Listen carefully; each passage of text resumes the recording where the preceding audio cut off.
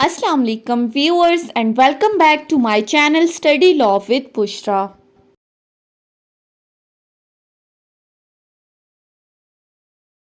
In today's video we are going to discuss Article 1 to Article 3 of Constitution of Pakistan 1973. But before starting the discussion, I request you all to please subscribe to my channel and don't forget to press the bell icon for latest updates. Do share this video with your friends and don't forget to comment your feedback. So let's move towards the discussion. वैसे तो हमने constitution के सारे articles को detail में discuss किया है, लेकिन यहाँ पर इस सीरीज को स्टार्ट करने का बेसिक पर्पस क्या है कि आपको कॉन्स्टिट्यूशन के तमाम आर्टिकल्स फिंगर टिप्स पे याद हों। अगर कोई आपसे पूछे कि फलां आर्टिकल की क्लॉज 2 क्या कह रही है, तो आपको पता होना चाहिए कि उस क्लॉज में क्या चीज लिखी गई है। सो हम इस सीरीज के थ्रू डिटेल में हर क्लॉज को पढ़ेंगे और ये भी देखेंगे कि कौन सी क्लॉज मैंडेटरी है, कौन सी क्लॉज डिस्क्रिशनरी है, ताकि आपको कॉन्स्टिट्यूशन को समझने में आसानी हो। सो स्टार्ट करते हैं अपनी वीडियो को आर्टिकल फर्स्ट से। आर्टिकल 1 को अगर हम देखें तो ये पार्ट 1 इंट्रोडक्टरी में इंक्लूडेड है। आर्टिकल 1 क्या बात करता है? The Republic and its territories. अब आर्टिकल 1 की जो टाइटल है वो दो चीजों को डिस्कस कर रहा है, रिपब्लिक और उसकी टेरिटरीज। अब आर्टिकल 1 में रिपब्लिक की बात की है, Pakistan shall be a federal republic to be known as Islamic Republic of Pakistan hereinafter refer to as Pakistan. अब पहली क्लॉज शेल का वर्ड यूज हुआ है, मैंडेटरी प्रोविजन है कि पाकिस्तान क्या होगा? Federal republic. अब फेडरल रिपब्लिक से क्या मुराद है? फेडरल यानी कि फेडरेशन। अब हमने जब अपना प्रीएम्बल डिस्कस किया था कॉन्स्टिट्यूशन का, तो हमने उसमें पढ़ा था पाकिस्तान क्या होगा? फेडरेशन होगा। अब फेडरेशन क्या है, ये चीज हमने प्रीएम्बल में भी डिस्कस की है, यहां पर दोबारा बता देती हूं कि फेडरेशन मींस कि जहां पर दो तरह की गवर्नमेंट्स हैं, प्रोविंस के अंदर और सेंटर के अंदर। अब प्रोविंस, 4 प्रोविंसेस हैं पाकिस्तान के, हर प्रोविंस में जो है वो उनकी अपनी गवर्नमेंट होगी, वो अपने अकॉर्डिंग अपने बजट्स को डील करेंगे, अपने हेल्थ सिस्टम को, अपने एजुकेशन सिस्टम को, अपने इलाकों के अंदर। सेंटर का काम क्या होगा कि वो मुल्क के ओवरऑल सिस्टम को चलाएगी, जिसमें इंटरनेशनल रिलेशंस को देखेगी, बजट सिस्टम को देखेगी, पाकिस्तान के डिफेंस सिस्टम को। वो तमाम के काम किसका होगा? वो वफाक का होगा। सो पाकिस्तान फेडरेशन होगी जहां पर दो तरह की गवर्नमेंट्स होंगी, पावर्स डिवाइड होंगी between the centre and the province. अब दूसरी चीज है रिपब्लिक। रिपब्लिक वर्ड का मीनिंग क्या है? The thing of the public, state belongs to people और सिटीजन। सिंपली जमहूरी निजाम, जमहूरियत। जमहूरियत क्या है कि जहां पर लोगों की हुकूमत होगी। हमने जब कॉन्स्टिट्यूशन का प्रीएम्बल डिस्कस किया था तो हमने क्या कहा था? पाकिस्तान के अंदर डेमोक्रेटिक सिस्टम होगा, डेमोक्रेसी होगी। एंड डेमोक्रेसी क्या है? Government of the people, government by the people and government for the people. यानी कि टोटली हुकूमत किसकी होगी? लोगों की होगी। अब लोगों की किस तरह से होगी? डेमोक्रेसी किस तरह से होगी कि हम अपने लिए वोटिंग के प्रोसेस के थ्रू, इलेक्शंस के प्रोसेस के थ्रू अपने लिए अपना रिप्रेजेंटेटिव मुंतखब करेंगे जो हमें रिप्रेजेंट करेगा पार्लियामेंट के अंदर। मीन्स टू से कि जितने एमएनएस या एमपीएस हैं ये पीपल ऑफ पाकिस्तान को रिप्रेजेंट करेंगे। सो फर्स्ट क्लॉज क्या कह रही है? That Pakistan shall be a federal republic. Pakistan क्या होगा? फेडरल रिपब्लिक होगा। To be known as Islamic Republic of Pakistan hereinafter refer to as Pakistan, जिसको इस्लामिक रिपब्लिक ऑफ पाकिस्तान कहा जाएगा, इस्लामी जमहूरिया पाकिस्तान। जमहूरियत का निजाम है रिपब्लिक, और जहां के वर्ड पाकिस्तान यूज होगा it means the Islamic Republic of Pakistan, इस्लामी जमहूरिया पाकिस्तान। सो बेसिकली आर्टिकल 1 की क्लॉज 1 क्या कह रही है? पाकिस्तान फेडरल रिपब्लिक होगा जिसको इस्लामिक रिपब्लिक ऑफ पाकिस्तान कहा जाएगा। अब ये तो पहला पॉइंट डिस्कस हो गया रिपब्लिक का। सेकंड पॉइंट है एंड इट्स टेरिटरीज। अब पाकिस्तान की टेरिटरीज में क्या क्या इंक्लूडेड होगा? सो क्लॉज 2 कह रही है the territories of Pakistan shall comprise. अब यहां पर भी शेल का वर्ड यूज हुआ है, मैंडेटरी प्रोविजन है कि पाकिस्तान के अंदर कौन कौन से इलाके शामिल होंगे। Number 1 the provinces of Balochistan, North West Frontier, the Punjab and the Sindh. पहली बात कि पाकिस्तान के 4 सूबे जिसमें बलोचिस्तान, सिंध, पंजाब और केपी के, ये तमाम 4 सूबे पाकिस्तान की टेरिटरीज में इंक्लूड होंगे। Secondly, the Islamabad capital territory hereinafter refer to as federal capital.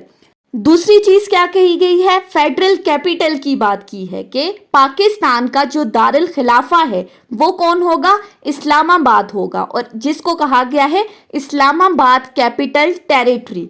तीसरी चीज, दी फेडरली एडमिनिस्ट्रेड ट्राइबल एरियाज, फाटा जिसको हम कहते हैं, फेडरली एडमिनिस्ट्रेड ट्राइबल एरियाज, ये भी पाकिस्तान की टेरिटरी में इंक्लूडेड होंगे। लेकिन ये जो फाटा है इसको 25th अमेंडमेंट के बाद केपीके का हिस्सा बना दिया गया था पार्लियामेंट ने।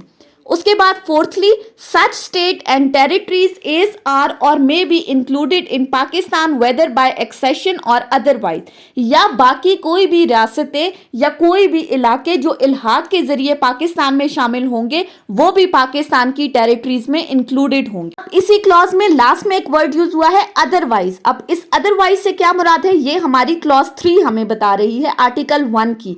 मजलिस शूरा और पार्लियामेंट में by law admit into the federation new states or areas on such terms and condition as it thinks fit, कि मजलिस शूरा जो हमारी पार्लियामेंट है वो इस फेडरल स्टेट के अंदर, इस फेडरेशन के अंदर बहुत सारे नए इलाकों को भी शामिल कर सकती है जिन टर्म्स एंड कंडीशंस को वो मुनासिब समझती है उनके अकॉर्डिंग। अब इससे क्या मुराद है, पीछे हमने कहा कि फाटा पाकिस्तान की टेरिटरी में इंक्लूडेड है, तो पार्लियामेंट ने 25th अमेंडमेंट के थ्रू इस फाटा को केपीके में शामिल कर दिया था अपनी इस क्लॉज के अकॉर्डिंग पावर्स को एक्सरसाइज करते हुए। अगर हम आर्टिकल 1 को देखें तो आर्टिकल 1 में हमें 4 चीजें बताई गई हैं। पहली बात कि पाकिस्तान क्या होगा, वो फेडरल रिपब्लिक होगा जिसको इस्लामिक रिपब्लिक ऑफ पाकिस्तान कहा जाएगा। सेकेंडली, पाकिस्तान की टेरिटरीज में कौन कौन से इलाके इंक्लूडेड होंगे, 4 provinces, Islamabad capital territory, federally administrated tribal areas और वो स्टेट्स जो एक्सेशन के जरिए पाकिस्तान में शामिल हो रही हैं। फिर लास्ट में हमने क्या कहा कि मजलिस शूरा मजीद इलाकों को भी पाकिस्तान की टेरिटरी में इंक्लूड कर सकती है। उसके बाद आ जाते हैं आर्टिकल 2 के ऊपर। आर्टिकल 2 क्या कहता है, Islam to be state religion. Article 2 के अंदर रियासत के मजहब की बात की गई है कि रियासत का मजहब क्या होगा, इस्लाम होगा। आर्टिकल क्या कह रहा है, Islam shall be the state religion of Pakistan. Shall का वर्ड यूज हुआ है, मैंडेटरी प्रोविजन है कि इस्लाम जो है वो पाकिस्तान की रियासत का मजहब होगा। अब ये चीज भी प्रियम्बल में हमने डिस्कस की थी। प्रियम्बल में हमें क्या बताया गया था, that sovereignty belongs to the Allah almighty, के इक्तदार आला का मालिक कौन है, अल्लाह ताला है। अल्लाह ताला हमें अहकामात दे रहा है, किसके ज़रिए अहकामात दे रहा है, कुरान और सुन्नत के ज़रिए अहकामात दे रहा है कि हम उसके अकॉर्डिंग अपनी लाइफ्स को गुजारें, अपनी ज़िंदगी को इस्लाम के बुनियादी असूलों के मुताबिक गुजारें। और वो बुनियादी असूल हमें कहाँ बताए गए हैं, वो कुरान और सुन्ना के अंदर बताए गए हैं। आर्टिकल 2 प्रियम्बल के अकॉर्डिंग क्या कह रहा है कि इस्लाम जो है वो रियासत का मजहब होगा। इस्लामी जमहूरिया पाकिस्तान का नाम हमने इसे दिया है, लिहाजा ये इस्लाम के बुनियादी असूलों के मुताबिक ही रन करेगा। Article 2, Islam shall be the state religion of Pakistan. Injunctions of Islam के अकॉर्डिंग इस मुल्क को चलाया जाएगा। उसके बाद आ जाते हैं आर्टिकल 2A के ऊपर। आर्टिकल 2A क्या कहता है, the objective resolution to form a part of substantive provisions. Article 2A के अंदर बेसिकली ऑब्जेक्टिव रेजोल्यूशन की बात की है, करारदाद मकासिद 1949। हम जब प्रियम्बल को डिस्कस कर रहे थे तो हमने क्या कहा था कि the preamble of 1973 constitution is actually objective resolution that was passed by first constituent assembly of Pakistan in 1949। ये 1956 के कॉन्स्टिट्यूशन का भी प्रियम्बल था और 1962 के कॉन्स्टिट्यूशन का भी प्रियम्बल था और अब 1973 के कॉन्स्टिट्यूशन का भी प्रियम्बल है। और ये जो ऑब्जेक्टिव रेजोल्यूशन का आर्टिकल ऐड किया गया है 2A, ये 1985 में फर्दर अमेंडमेंट के बाद इसको सब्सटेंटिव पार्ट बनाया गया था। आर्टिकल क्या कहता है, the principles and provisions set out in the objective resolutions are hereby made substantive part of the constitution and shall have the effect accordingly। कि जितने भी प्रिंसिपल्स और प्रोविजंस ऑब्जेक्टिव रेजोल्यूशन में बताई गई हैं उनको कॉन्स्टिट्यूशन ऑफ पाकिस्तान का सब्सटेंटिव पार्ट बनाया गया है, लाजमी जुज बनाया गया है। यानी कि अगर कोई शख्स इसकी वायलेशन करता है तो इट मीन्स कि वो कॉन्स्टिट्यूशन की वायलेशन कर रहा है। उसमें जितनी भी प्रोविजंस बताई गई हैं अगर कोई उनकी वायलेशन करता है, उसको नहीं मानता, तो दैट मीन्स वो कॉन्स्टिट्यूशन को नहीं मान रहा, वो कॉन्स्टिट्यूशन की खिलाफ वर्जी कर रहा है। और कॉन्स्टिट्यूशन की खिलाफ वर्जी की सजा क्या है? हाई ट्रियन, जो आर्टिकल 6 में बताई गई है। उसके बाद आ जाते हैं आर्टिकल 3 के ऊपर। आर्टिकल 3 क्या कहता है?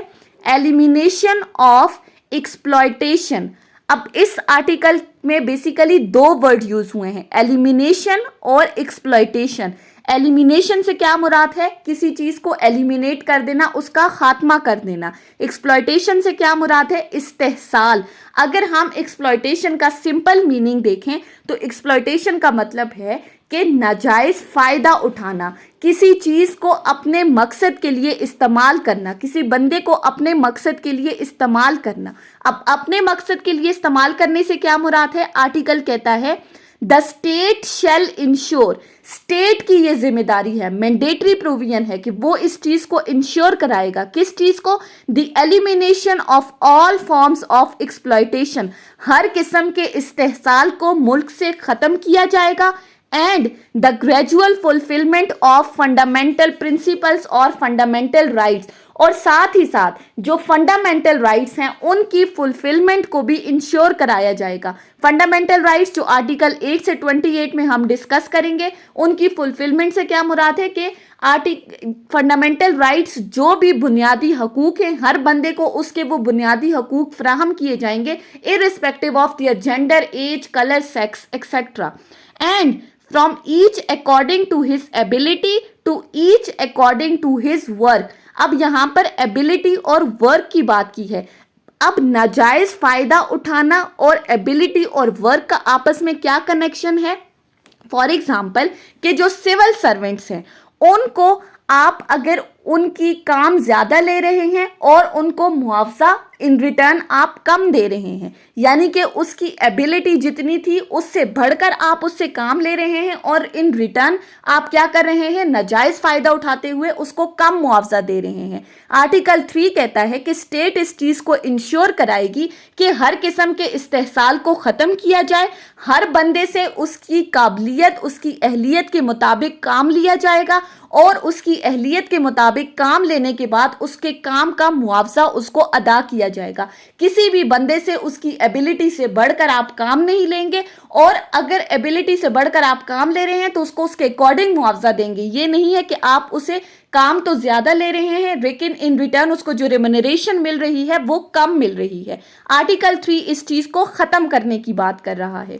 सो ये थी हमारी आज की डिस्कशन आर्टिकल 1 आर्टिकल 3 के ऊपर। आर्टिकल 1 में हमने क्या कहा? Republic and its territories. Article 2 Islam shall be a state religion. Article 2A objective resolution to be made substantive part of constitution. And article 3 elimination of exploitation. So that was all about today's topic. I hope कि आपको ये lecture समझ में आया होगा। अगर आपने इस वीडियो को अटेंटिवली सुना है तो अगर आपको ये वीडियो अच्छी लगी है तो इस वीडियो को लाइक करें, कमेंट करें और चैनल को जरूर सब्सक्राइब करें। Thank you so much for watching this video. Till then